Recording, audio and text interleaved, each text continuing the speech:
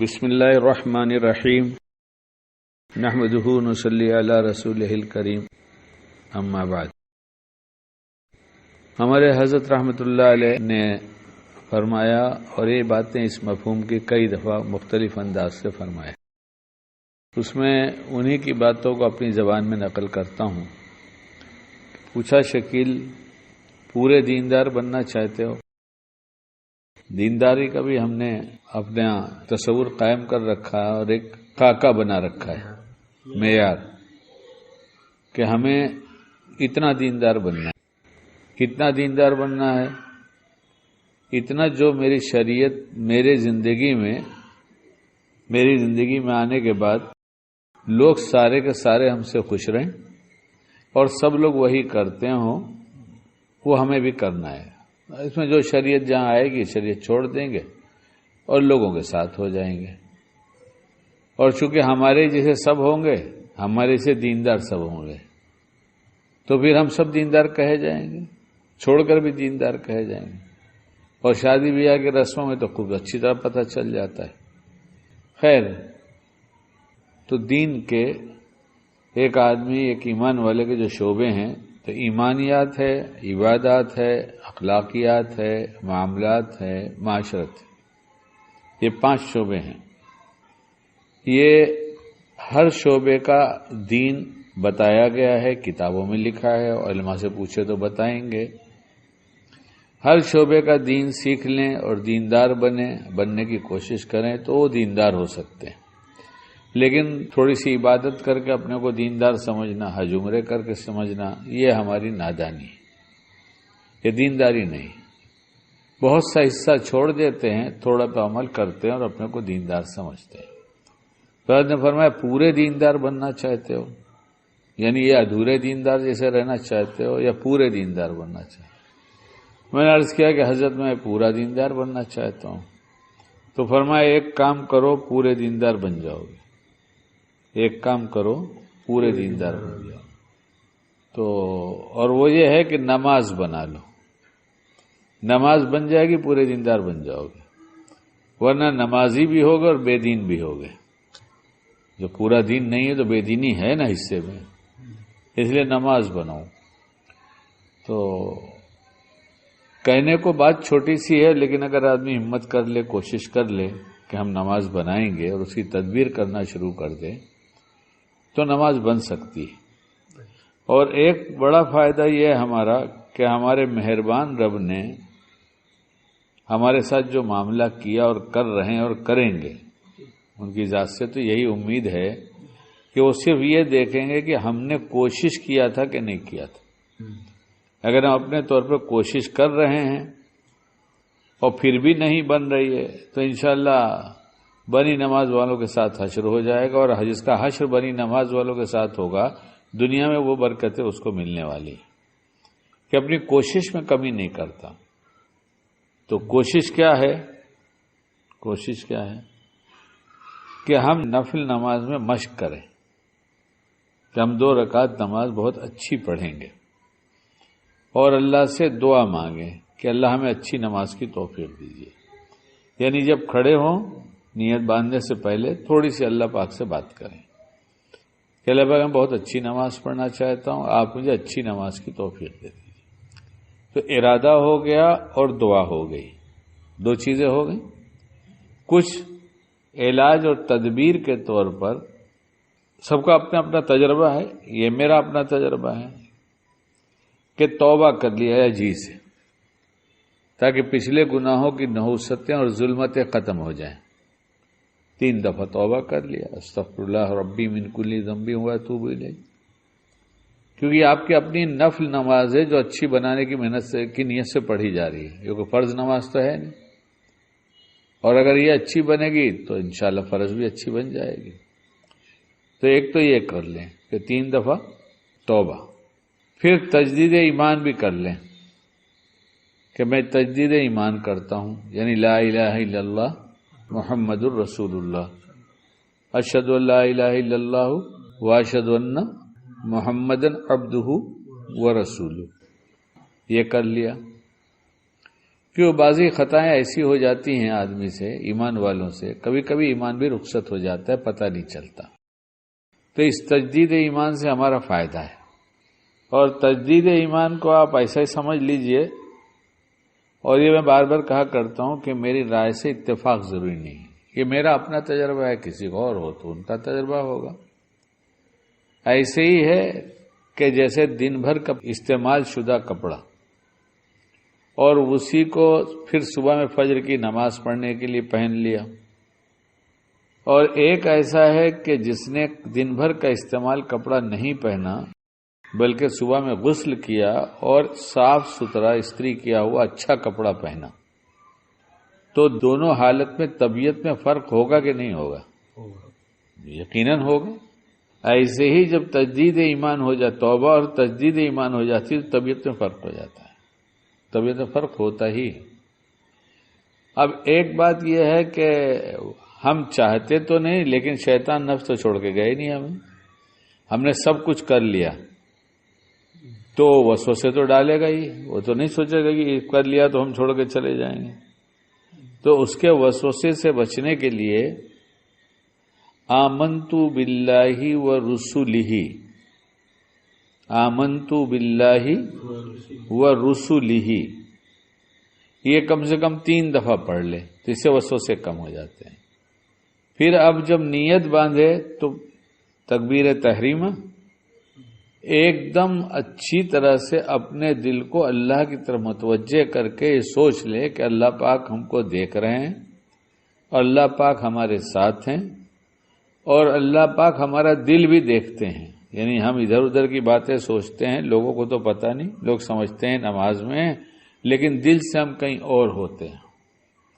تو اس لیے یہ بھی تصور کریں کہ اللہ پاک ہم کو دیکھ رہے ہیں، اللہ پاک ہمارے ساتھ ہیں اور اللہ تعالی ہمارا دل بھی دیکھ رہے ہیں.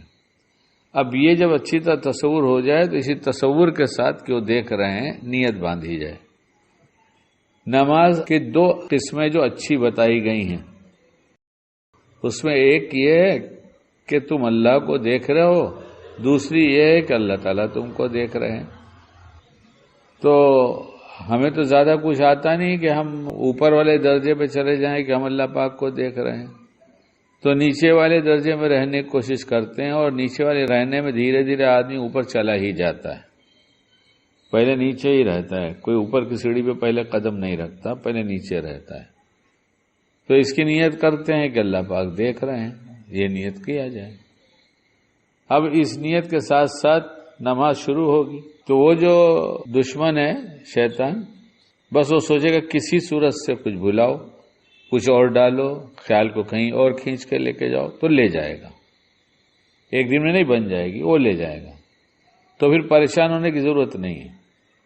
اللہ دیکھ رہا ہے کہ دھیان کے ساتھ، اب دل تو پھر کہیں اور چلا گیا.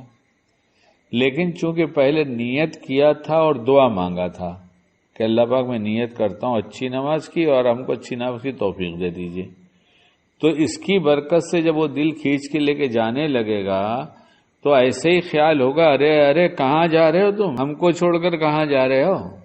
یعنی اللہ پاک کی طرف سے خیال ڈالا جائے گا کیونکہ ہم نے ان سے کہا تھا، اس لیے پھر کھینچ کے چلے آئیے واپس.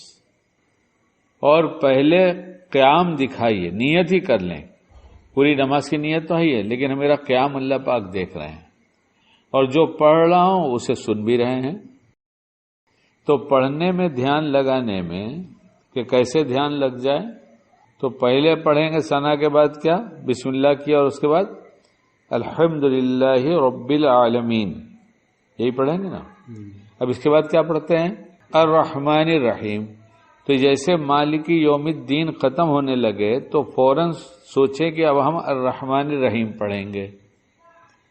پھر اس کے بعد کیا پڑھیں گے، الحمدللہ رب العالمین الرحمن الرحیم مالکی یوم الدین. تو الرحمن الرحیم ختم ہوتے ہوتے تک میں یہ خیال کرے کہ ہم پڑھیں گے مالکی یوم الدین. اسی طرح سے اگلی چیز جو پڑھنے کی وہ سوچتے جائیں گے تو دھیان کو ایک جگہ جمانا آسان ہو جائے گا، اور ہم اللہ پاک کو سنا رہے ہیں، اللہ پاک سن رہے ہیں. اس میں بہت دفعہ دل ادھر ادھر جائے گا پھر اللہ پاک کھینچ کے لائیں گے، کیونکہ اللہ پاک سے کہا ہے، یعنی یاد دلا دیں گے کہ ارے تم کہاں جا رہے ہو، تو پھر واپس آ جائیں گے۔ اب جب ہم نے قرات کر لیا تو ہم کو رکوع میں جانا ہے، اب پھر ہم تصور ہی کریں گے، بولیں گے تو ہے نہیں نماز میں کہ اب اللہ پاک ہمارا رکوع دیکھیں گے، اور رکوع میں جاتے ہوئے بھی دیکھیں گے، تو رکوع میں جانے کا جو عمل ہے نا، اس میں بھی یہ سوچتے ہوئے جائیں کہ اللہ پاک ہم کو رکوع میں جاتے ہوئے دیکھ رہے ہیں، اور رکوع میں چلے گئے تو پھر خیال بنائے کہ اللہ پاک دیکھ رہے ہیں، لیکن خیال آیا تو پھر شیطان نے کھینچا ادھر ادھر، تو رکوع میں کیا پڑھتے ہیں؟ سبحان ربی العظیم، یہی پڑھتے ہیں نا۔ یہ 3 دفعہ نہیں پڑھیں گے، کیونکہ ہم نماز بنانے کے لیے نفل کی نیت باندھا ہے نا، اس لیے جلدی سے پڑھنے کی تو نیت ہی نہیں کریں گے۔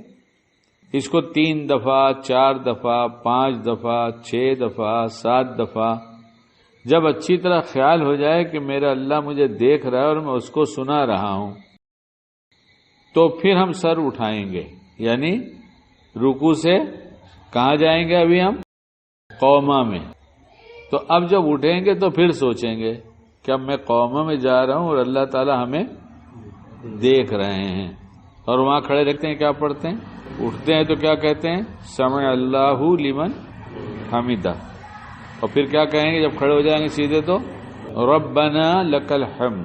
تو یہ پھر تصور کریں کہ ہم اللہ کو سنا رہے ہیں یہ بات، اور اب پھر کھڑے ہو گئے تو اب جائیں گے سجدے میں، تو پھر اس کو سوچ لیں کہ ہم سجدے میں جا رہے ہیں اور اللہ پاک دیکھ رہا ہے، اور پھر اس طرح سے سجدے میں چلے گئے، اور وہاں بھی جلدی جلدی نہ کہیں، اطمینان سے کہیں۔ وہاں کیا کہنا ہے؟ سبحان ربی الاعلی، 3 دفعہ نہیں، بھولا دیجئے کہ 3 دفعہ کہنا ہے۔ ہم تو اس وقت تک کہیں گے جب تک کہ خیال نہ ہو جائے کہ میں اللہ کے قدموں میں سر رکھ کر اس کو پکار رہا ہوں، میں اس وقت سب سے زیادہ نزدیک اللہ کے ہوں اور اللہ تعالیٰ سن رہا ہے میری بات کو۔ تو 3 دفعہ نہیں، 5 دفعہ، 7 دفعہ اور دفعہ گننا ہی کیا ہے؟ ضروری ہے گننا، مسئلے کے خلاف ہے اگر نہ گنے تو، اور گنتے تو بھی اچھی بات ہے، کوئی بات نہیں، 7 ہوا 9 ہوا۔ جب ہم 3 دفعہ کہتے ہیں تو ابھی ہمارا دل تو حاضر ہونے کو ہے، ہوا بھی نہیں، اور اس سے پہلے ہم سر اٹھا دیتے ہیں۔ اصل مزہ تو اس کے بعد ہی ہے، وہ تو موڈ بن رہا ہے ابھی۔ اب جب یہ ہوا تو اسی طرح سے پھر سر اٹھائیں گے، پھر اس کے بعد اب جلسے میں بیٹھیں گے، اور پھر ایسے ہی سوچیں گے، پھر ایسے ہی سوچتے سوچتے نماز پوری کریں گے۔ اور اب جب نماز پوری ہو گئی تو پہلے تو دعا مانگا تھا اچھی کی، اب توبہ کریں گے خراب ہونے کی، کہ جیسی ہونی چاہیے تھی ویسی میں نے نہیں پڑھا۔ تو جو آخر میں پڑھتے ہیں کیا پڑھتے ہیں؟ اللہم انی ظلمت نفسی ظلما کثیرا۔ تو یہ جو ہے یہ واقعی اس طرح سے پڑھیں گے کہ واقعی پچھتانا ہے مجھے، میں نے ویسی تو پڑھا نہیں۔ اور جب سلام پھیر لیتے تو کیا کہتے ہیں؟ عام نماز، فرض نماز کے بعد کیا کہتے ہیں؟ اللہ اکبر، استغفر اللہ استغفر اللہ استغفر اللہ۔ تو اگر نفل میں کہہ دے تو کوئی حرج ہے؟ اگر کہہ دیں کہ اللہ آپ بہت بڑے ہیں، میں معافی چاہتا ہوں، میں بار بار معافی چاہتا ہوں، میں پھر معافی چاہتا ہوں، میرا دل ادھر ادھر بھٹک رہا تھا آپ کو چھوڑ کر، آپ مجھ کو معاف کر دیجئے، اور جتنا دل میرا حاضر رہا، تھوڑا تو رہے گا ہی، بہت تھوڑا صحیح، وہ آپ کی مہربانی ہے، اس پر شکر ادا کرتا ہوں۔ الحمدللہ الحمدللہ الحمدللہ الحمدللہ رب العالمین۔ آپ کا احسان ہے کہ آپ نے کچھ تھوڑی دیر صحیح لیکن میرا دل آپ کی طرف متوجہ رہا، اس پر میں آپ کا شکر ادا کرتا ہوں، اور آپ آئندہ مجھے اس سے اچھی اور بہت اچھی نماز پڑھنے کی توفیق دیجیے۔ تو یعنی ایک پورا ایک کام ہے یہ، اس کو ہم جب بنانے کی کوشش اس طرح سے کرتے رہیں گے، بنے نہ بنے اس کی بہت فکر نہیں، اور اللہ دیکھ رہا ہے کا دھیان جو ہے، یہ بہت پریشر ڈالنے کی ضرورت نہیں کہ کھو گئے، ایک دم کھو گئے والی نماز میں پریشان ہو جائیں گے۔ اس لیے کہ ہمارے لیے جو شیطان ہم کو سمجھاتا ہے وہ یہ سمجھاتا ہے کہ تم اچھی نماز پڑھ ہی نہیں سکتے. کیوں نہیں پڑھ سکتے؟ کیونکہ اچھی نماز یہ ہے کہ حضرت علی رضی اللہ عنہ کو تیر لگا تھا تو کہا جب نماز پڑھوں تو نکال لینا، ہے نا کتاب میں یہ بات. تو لوگوں نے اس وقت نکالا تو کہا ہمیں تو پتہ نہیں چلا. یعنی کھو جانے والی نماز. اور حضرت زبیر رضی اللہ عنہ نے کیسی پڑھا کہ بچے کو سانپ لپٹ گیا، لوگ آئے مارا، اور پھر اس کے بعد پوچھا کچھ شور کی آواز آئی تھی، کیا ہوا تھا. تو ہم سوچتے ہیں ہم ایسی نماز پڑھیں، تو ایسی نماز پڑھنے کی کوشش ہی مت کرو. وہ پڑھتے پڑھتے کبھی یہ حالت اپنے آپ ہو جائے گی، وہ تھوڑی دیر کی رہے گی. اچھی نماز کس کی ہے؟ ان دونوں حضرات کا تذکرہ کیا میں نے، حضرت علی رضی اللہ تعالیٰ عنہ، حضرت زبیر رضی اللہ تعالیٰ عنہ. ان کی زیادہ اچھی ہے کہ آپ علیہ الصلوۃ والسلام کی زیادہ اچھی ہے؟ آپ علیہ الصلوۃ والسلام کی اچھی ہے. ان سے اچھی کس کی ہوگی؟ لیکن کتاب میں لکھا ہے کہ بچوں کی رونے کی آواز سنتے تو نماز مختصر کر دیتے، جماعت پڑھاتے ہوتے تو ہماری زبان میں ایسا لکھا ہے نا. تو سنتے تھے تب نا. تو ہم کیوں ایسی نماز کی کوشش کریں جس میں سنائی نہ دے؟ ہم سننا نہیں چاہتے، سنائی دیتا ہے. ہم سوچنا نہیں چاہتے، سوچ میں شیطان ایسی باتیں ڈالتا ہے. تو ہم اپنی کوشش میں لگے رہیں، شیطان اپنا کام کرتا رہے، اس کو کرنے دیجیے. کھو جانے والی نماز نہیں. بہت پریشر بنائیں گے تو طبیعت خراب ہو جائے گی. ایک ہلکا سا خیال ہے کہ میرا اللہ دیکھ رہا ہے، بس اتنا ہی. ابھی مسجد میں ہم نماز پڑھ رہے ہوں اور کوئی آ کے بیٹھا ہو اور دیکھنے لگے تو خیال رہتا ہے دیکھ رہا ہے. تو ہم اچھی بناتے کہ نہیں بناتے؟ اب ہم تو بناتے ہیں، اب آپ لوگ نہ بناتے ہوں گے کہ کوئی میری نماز دیکھ رہا ہے، جیسے کہ بھائی نماز پڑھ رہے ہیں اور دیکھ ہی رہا ہے وہ، اور ہمیں اندازہ لگ گیا تو ہم اچھی بناتے کہ نہیں بناتے؟ ارے جب بندہ دیکھ رہا ہے تو اچھی بنا دے، تو رب دیکھ رہا ہے تو اچھی تو بنانے کی کوشش کریں گے. اور ہمارا کام کوشش کرنا ہے، ہم کرتے رہیں گے. اللہ تعالی ہمیں انشاءاللہ اچھی نماز کا اجر بھی دے دے گا اور اس کے فوائد بھی ہمیں دکھائی دیں گے. اللہ ہم سب کو باعمل بنائے.